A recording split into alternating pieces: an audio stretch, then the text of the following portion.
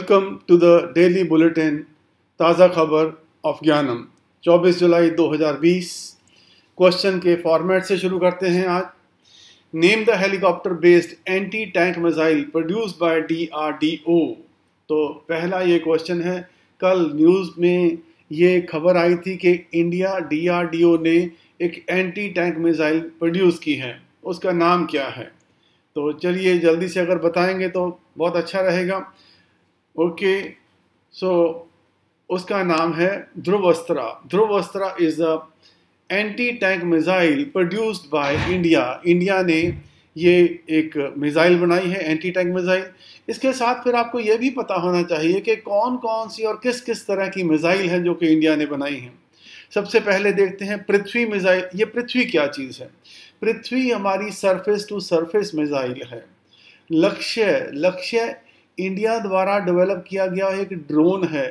ध्रुवस्त्रा, जैसे मैंने बताया, it's a anti tank missile which can fire from air to surface.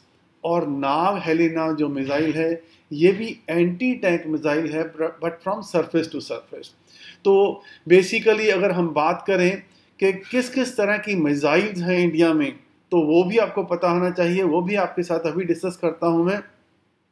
और ये क्यों इम्पॉर्टेंट हो गई है मिसाइल सिस्टम? क्योंकि अभी जैसे लद्दाख में इशू चल रहा है, उसकी वजह से ये चीज़ें बहुत इम्पॉर्टेंट हो गई हैं। और ये लक्ष्य, ये भी बहुत इम्पॉर्टेंट चीज़ें हो गई हैं क्योंकि ड्रोन सिस्टम्स हैं।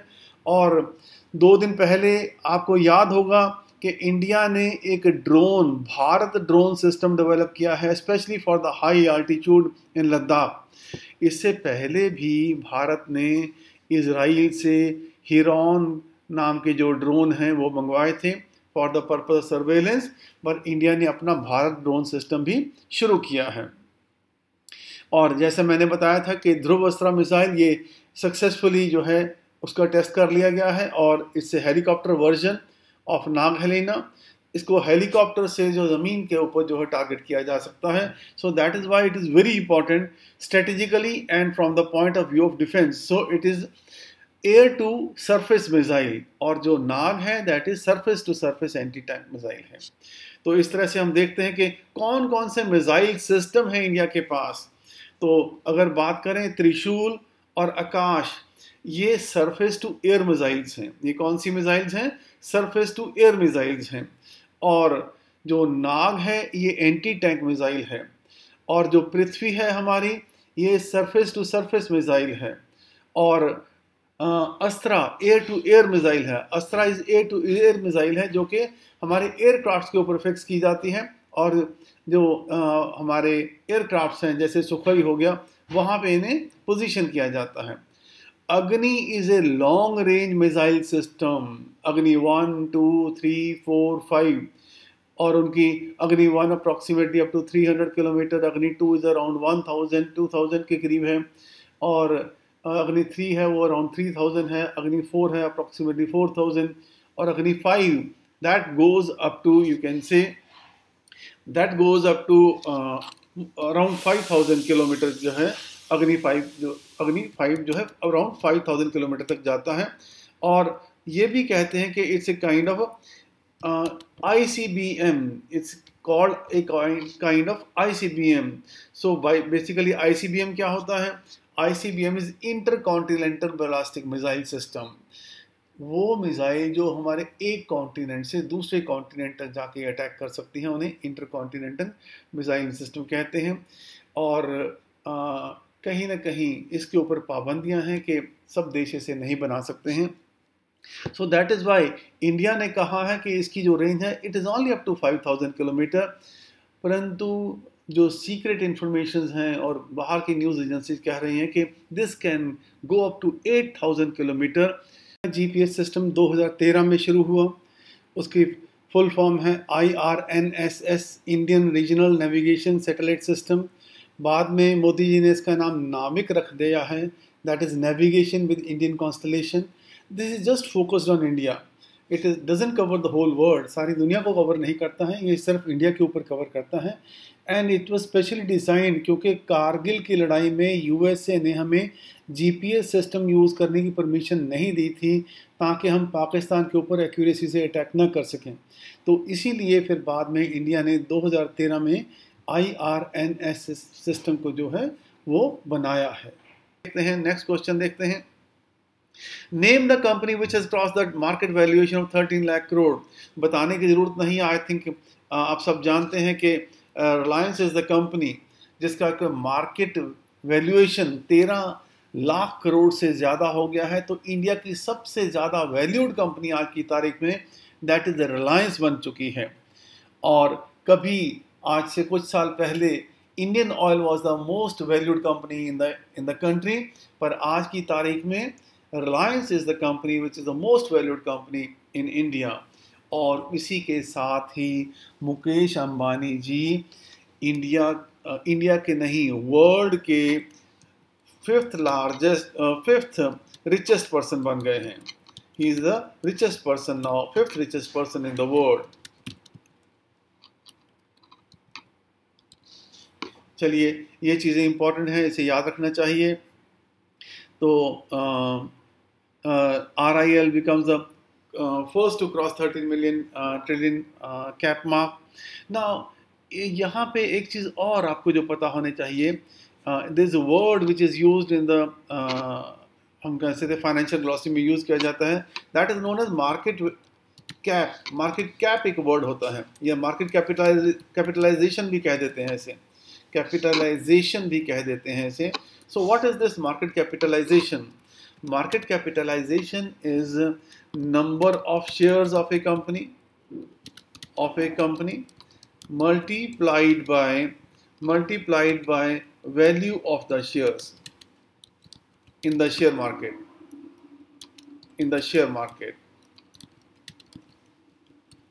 So इससे जो है कंपनी की जो वैल्यूएशन है वो पता लगती है। और जैसे आपको मालूम होगा कि दुनिया की सबसे ज़्यादा वैल्यूएशन वाली कंपनी, उसका नाम क्या है? That is Apple, of course, I think everybody knows it.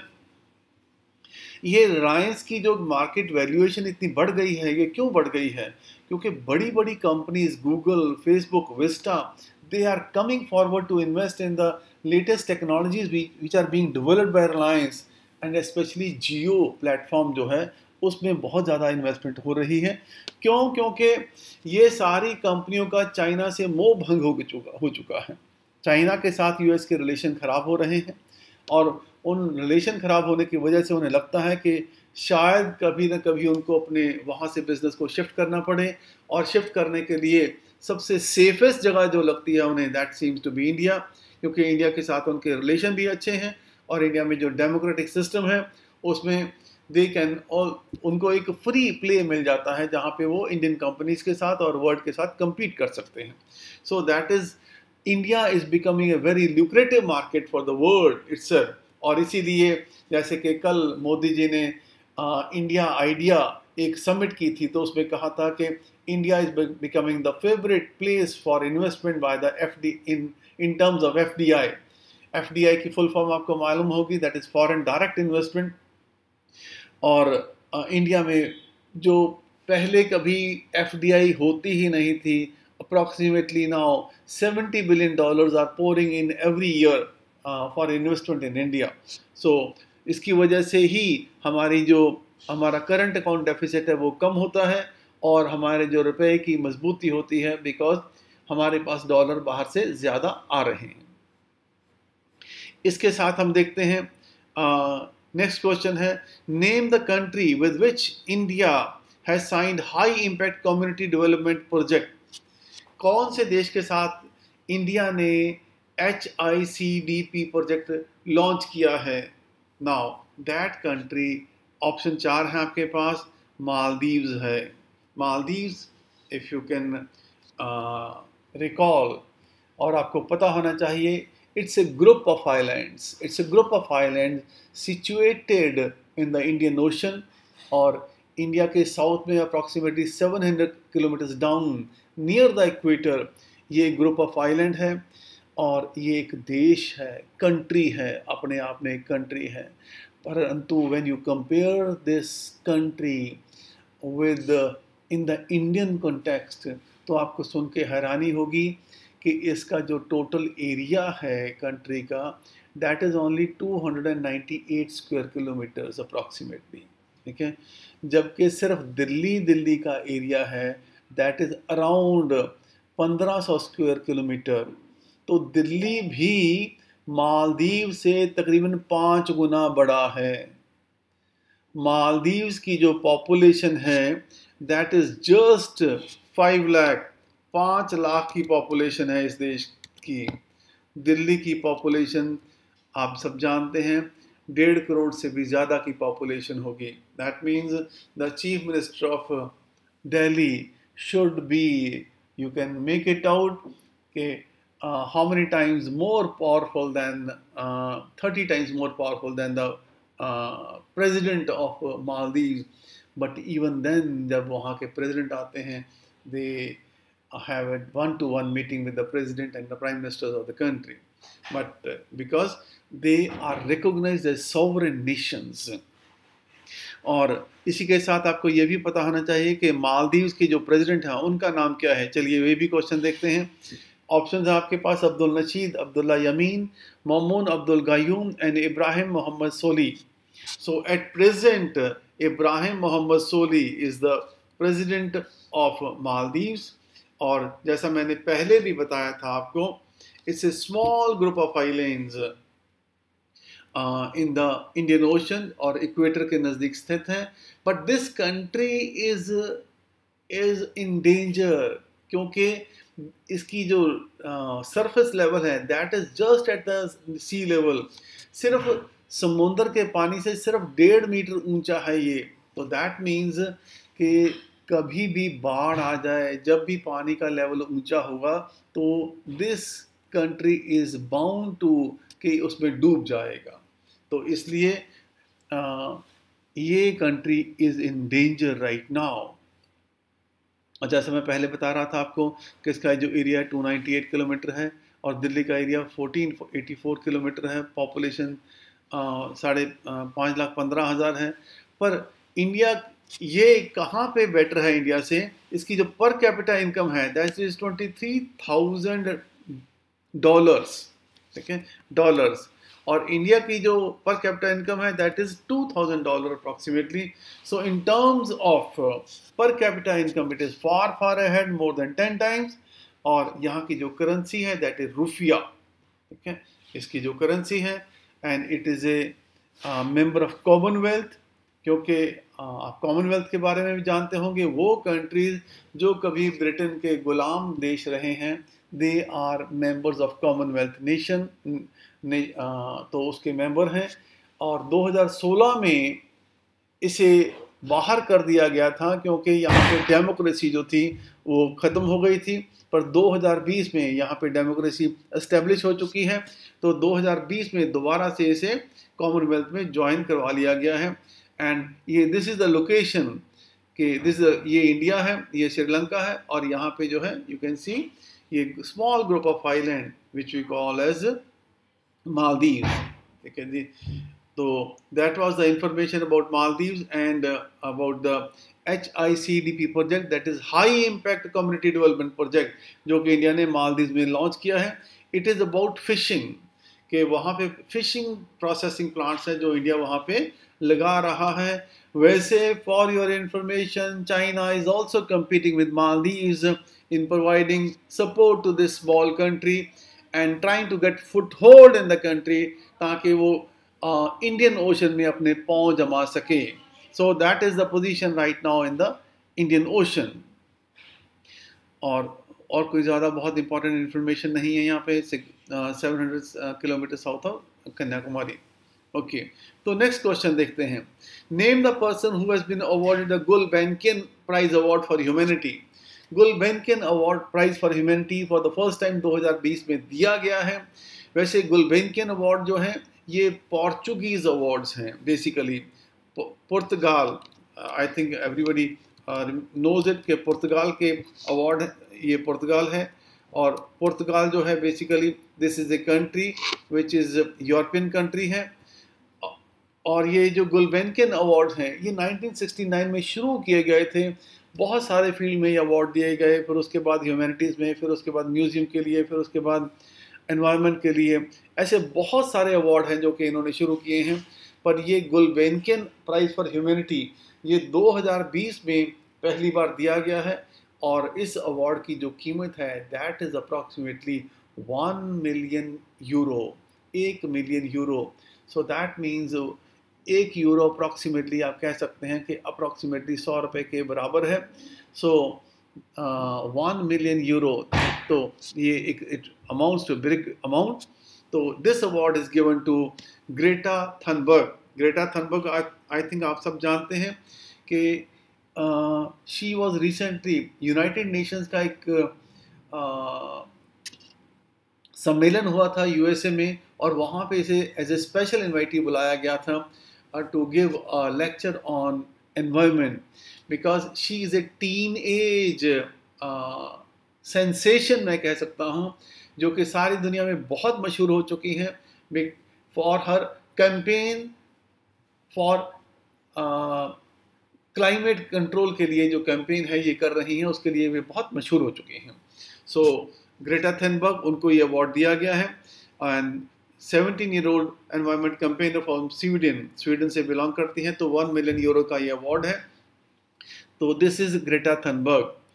और इसके अलावा फिर आपको ये भी मालूम होना चाहिए, और इसका जो फंड है ये गुल्बेनकिन फंड का, they have 290 million crore euro fund है इनके पास, जिससे ये बेसिकली अवार्ड पे करते हैं, और 1956 में इसे एस्टेब्लिश किया गया था।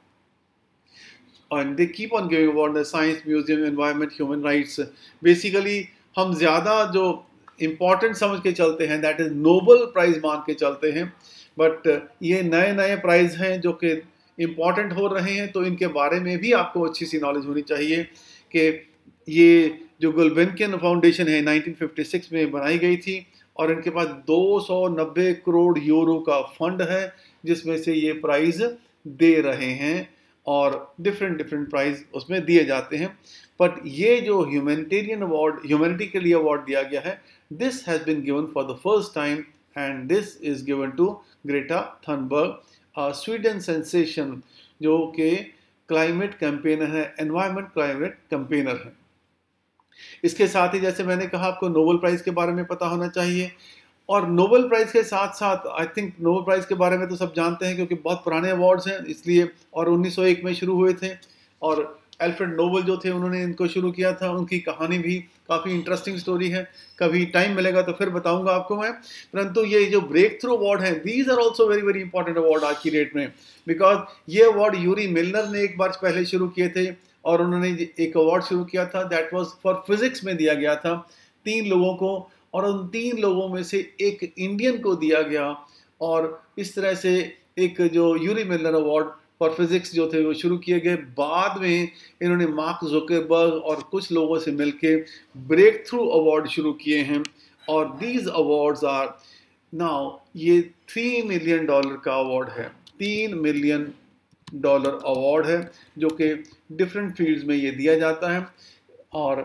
दैट मीन्स फिजिक्स, केमिस्ट्री और लाइफ साइंसेज और मैथ्स में ये अवार्ड बेसिकली ये अवार्ड दिए जाते हैं उस फील्ड में जहाँ पे लाइफ साइंसेज में बहुत सारी जो है रिसर्च की है किसी ने, उसके लिए ये अवार्ड दिए जाते हैं, ब्रेक थ्रू अवार्ड्स हैं। और क्योंकि इम्पॉर्टेंट है आज की डेट में, क्योंकि अवार्ड की जो अमाउंट है that's a very big amount. चलिए एक क्वेश्चन और आ गया हमारे पास, नॉट इमीडिएटली इम्पॉर्टेंट है बट फिर भी पता होना चाहिए कि कुंभ मेला 2021 में कहाँ पे होगा। मैंने जानबूझ के यहाँ पे 5 ऑप्शन दिए हैं आपको, लेट अस सी कि आप इसका क्या जवाब देते हैं। बट बेसिकली आपको पता होना चाहिए ये चीज़ भी कि कुंभ का मेला सिर्फ 4 जगह पे लगता है, दैट इज़ हरिद्वार, वाराणसी, इलाहाबाद और नासिक।